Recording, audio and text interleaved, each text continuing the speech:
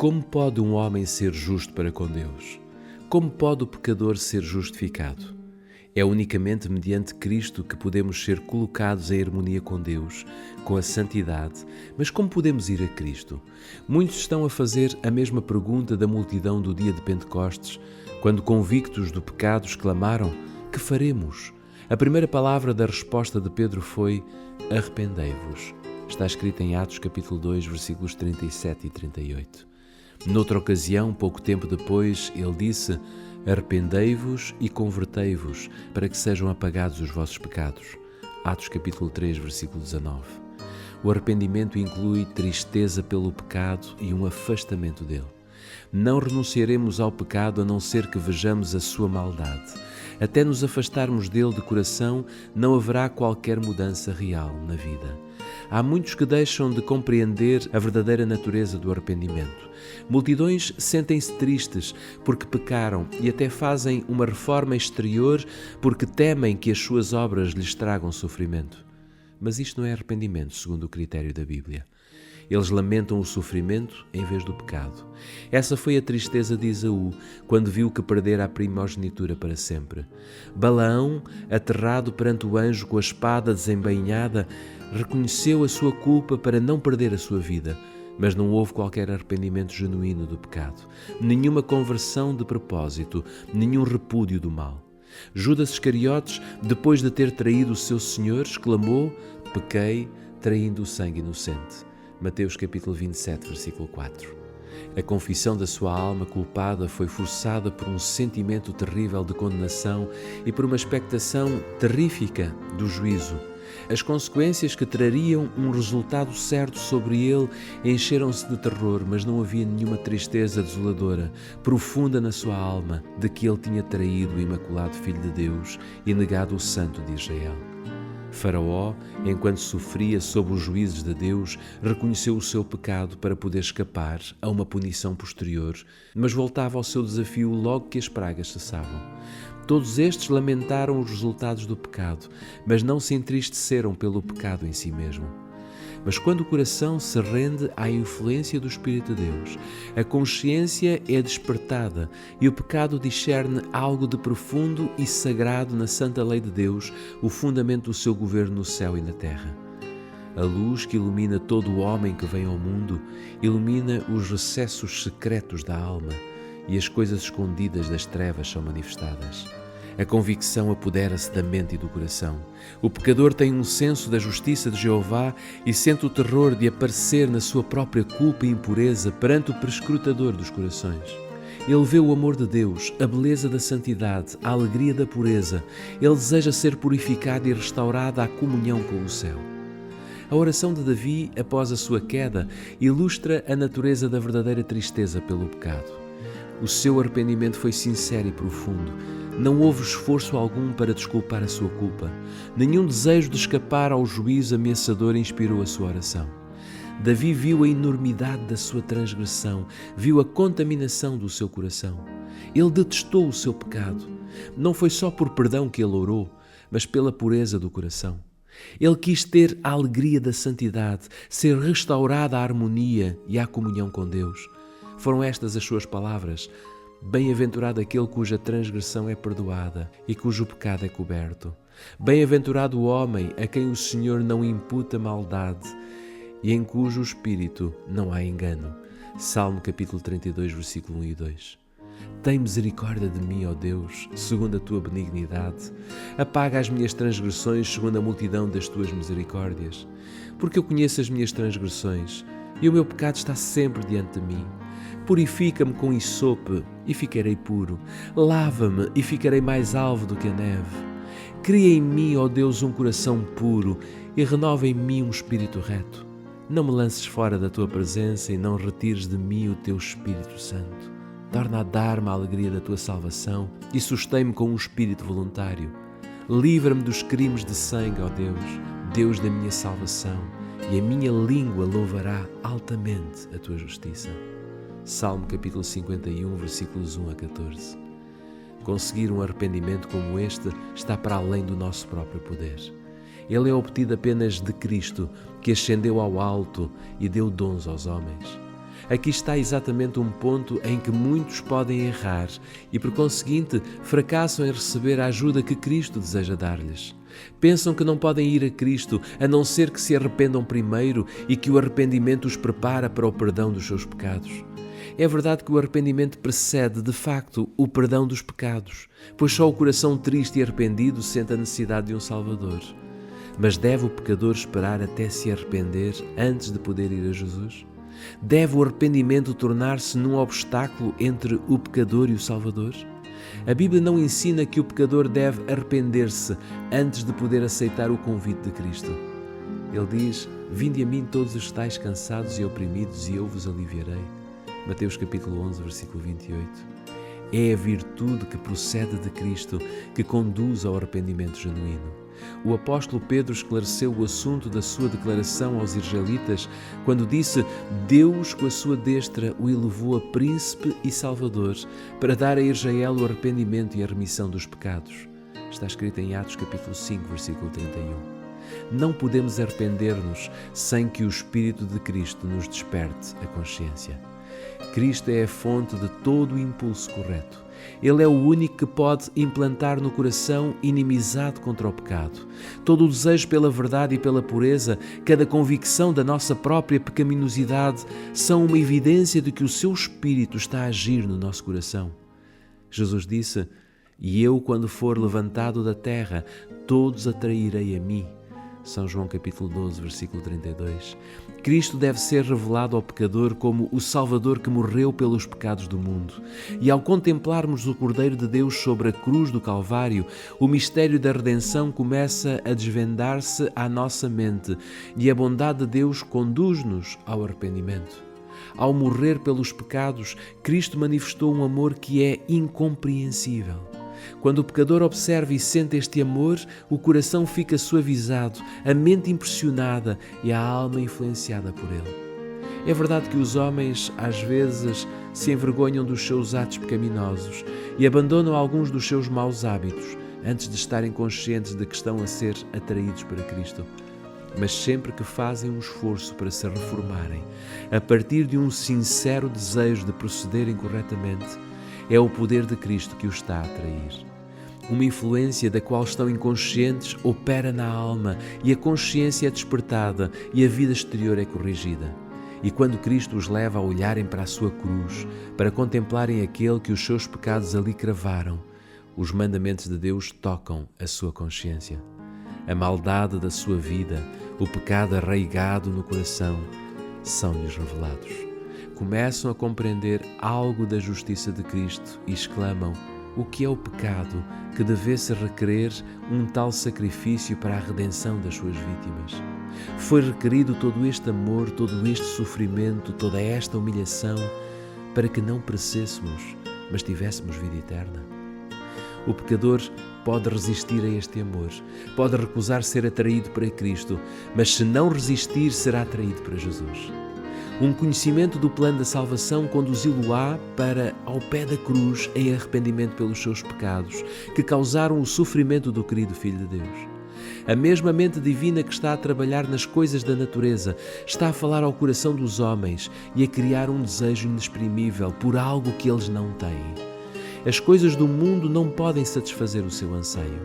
O Espírito de Deus disputa com eles para procurarem a única coisa que pode dar paz e repouso: a graça de Cristo, a alegria da santidade. Mediante influências visíveis e invisíveis, o nosso Salvador está constantemente a agir para atrair a mente dos homens dos desejos insatisfatórios do pecado para as bênçãos infinitas que podem ser suas através dele. A todas estas pessoas que procuram em vão beber das cisternas rotas deste mundo, é dirigida a mensagem divina: "E quem tem sede, venha. E quem quiser, tome de graça da água da vida." Apocalipse capítulo 22, versículo 17. Tu que no teu coração desejas algo melhor do que este mundo pode dar, reconhece este anseio como a voz de Deus a dirigir-se à tua consciência. Pede-lhe para te dar arrependimento, para te revelar Cristo no seu infinito amor, na sua perfeita pureza. Na vida do Salvador, os princípios da lei de Deus, o amor a Deus e ao próximo, foram perfeitamente exemplificados.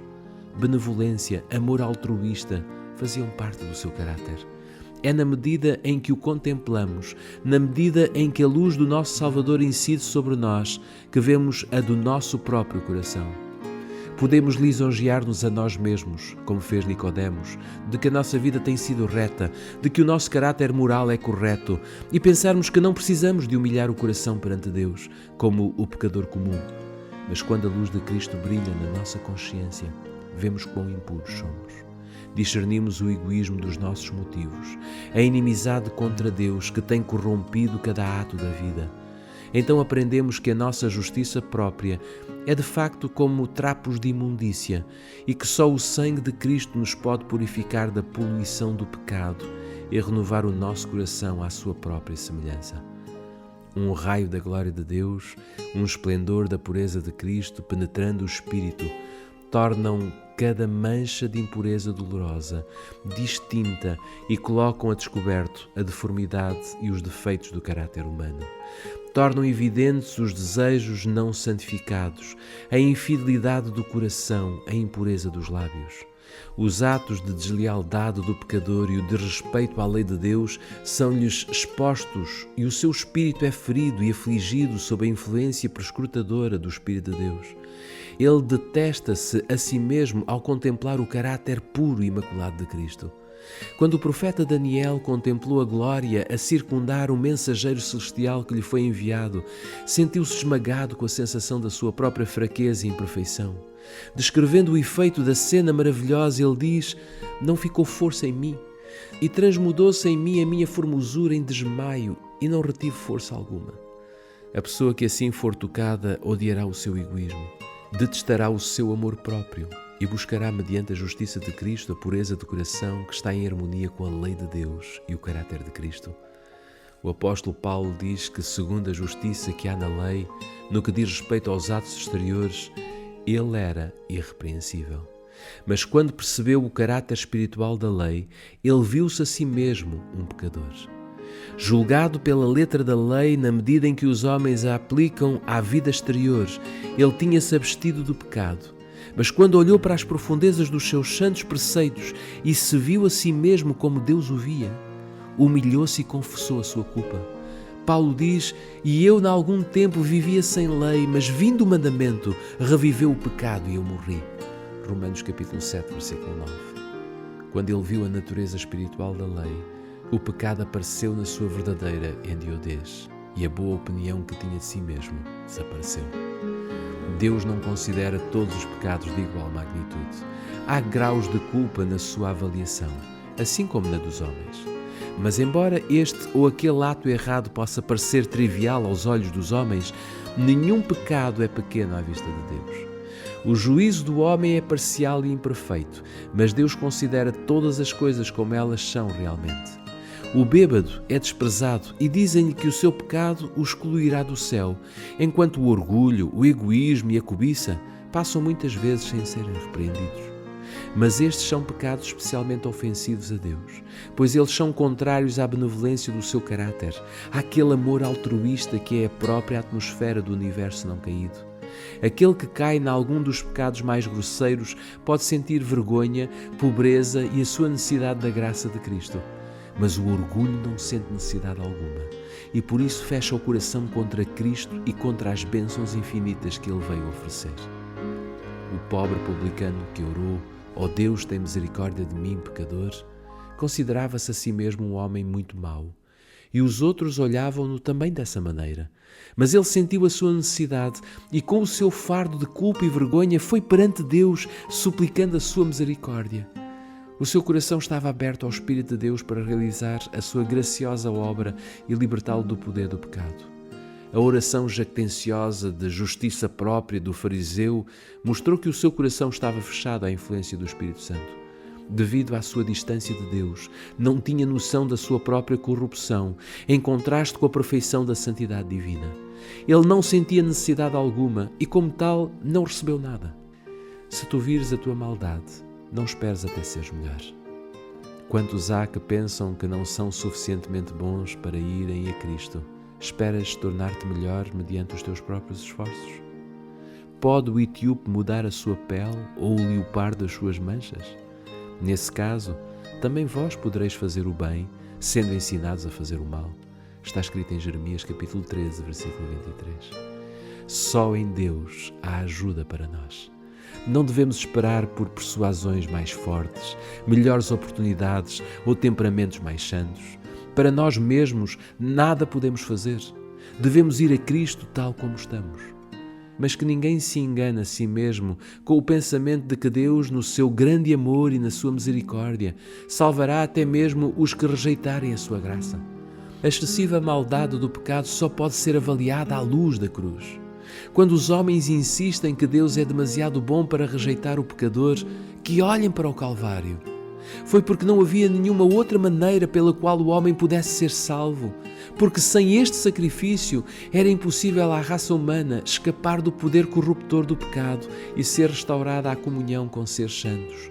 Impossível para eles voltarem a ser participantes da vida espiritual. Foi por causa disto que Cristo tomou sobre si mesmo a culpa do desobediente e sofreu no lugar do pecador. O amor, o sofrimento e a morte do Filho de Deus, todos confirmam a terrível enormidade do pecado e declaram que não há escape algum do seu poder, nenhuma esperança de vida mais elevada, senão mediante a submissão do coração a Cristo. Os incrédulos às vezes desculpam-se a si mesmos ao dizerem de cristãos professos: são tão bons como eles. Eles não são mais abnegados, sóbrios ou cautelosos na sua conduta do que eu. Eles amam os prazeres e a indulgência própria, tal como eu. Fazem deste modo das faltas dos outros desculpa para a sua própria negligência do dever. Mas os pecados e defeitos dos outros não desculpam ninguém, pois o Senhor não nos deu um exemplo humano imperfeito. Como nosso exemplo foi-nos dado o Imaculado Filho de Deus, e aqueles que se queixam da vida pecaminosa de cristãos professos são esses mesmos que deveriam mostrar melhor vida e exemplos mais nobres. Se eles têm tão elevado conceito do que deve ser um cristão, não é o seu pecado ainda mais grave? Eles sabem o que é correto, mas recusam a fazê-lo. Cuidado, não adies a obra de abandonares os teus pecados e procurares pureza de coração mediante Jesus. É aqui que milhares e milhares têm errado e se têm perdido. Não me refiro à brevidade e incerteza da vida, mas há um perigo terrível, um perigo que não é suficientemente compreendido, em demorar a render-se à voz intercessora do Espírito Santo de Deus em escolher viver no pecado, pois é isso que essa demora realmente é. O pecado, ainda que considerado pequeno, pode-se condescender com ele com o perigo de perda infinita. Aquilo que não vencermos, vencer-nos-á e operará a nossa destruição. Adão e Eva convenceram-se de que de uma questão tão pequena como comer do fruto proibido não poderiam resultar consequências tão terríveis como Deus tinha declarado. Mas esta pequena questão era a transgressão da imutável e santa lei de Deus, e isso separou o homem de Deus e abriu as portas da morte e da dor sobre o nosso mundo. Era após era tem subido da nossa terra um contínuo grito de dor, e toda a criação geme e sente juntamente dores de parto como consequência da desobediência do homem. O próprio céu sentiu os efeitos da sua rebelião contra Deus. O Calvário permanece como um memorial do surpreendente sacrifício requerido para expiar a transgressão da lei divina. Não consideremos o pecado como uma coisa trivial. Cada ato de transgressão, cada negligência ou rejeição da graça de Cristo reflete-se sobre ti mesmo. Isso endurece o coração, perverte a vontade, entorpece o entendimento e não só te torna menos inclinado a entregar-te, como menos capaz de te entregares à terna intercessão do Espírito Santo de Deus. Muitos estão a calar uma consciência perturbada com o pensamento de que podem mudar a sua vida de pecado quando quiserem, de que podem menosprezar os convites de misericórdia apesar de serem impressionados repetidamente. Pensam que, após terem desprezado o Espírito da Graça, após terem colocado a sua influência ao lado de Satanás, num momento de terrível necessidade, podem mudar o seu curso de vida. Mas isto não é assim tão fácil de se fazer. A experiência e a educação de uma vida inteira terão moldado tão completamente o caráter que poucos desejam então receber a imagem de Jesus. Mesmo um traço errado de caráter, um desejo pecaminoso, persistentemente acariciados, neutralizarão finalmente todo o poder do Evangelho. Cada condescendência com o erro fortalece a aversão do coração para com Deus. O homem que manifesta uma altivez obstinada ou uma indiferença impassível para com a verdade divina não está senão a colher aquilo que ele próprio semeou. Em toda a Bíblia não há advertência mais terrível contra o brincar com o pecado do que as palavras do sábio de que o pecador, com as cordas do seu pecado, será detido. Provérbios capítulo 5, versículo 22. Cristo está pronto a libertar-nos do pecado, mas Ele não força a vontade. E se por persistente transgressão a própria vontade está totalmente vergada pelo pecado e não desejarmos ser libertados, se não aceitarmos a sua graça, o que mais poderá Ele fazer? Ter-nos-emos destruído pela nossa determinada rejeição do seu amor. Eis aqui agora o tempo aceitável, eis aqui agora o dia da salvação. 2 Coríntios capítulo 6, versículo 2.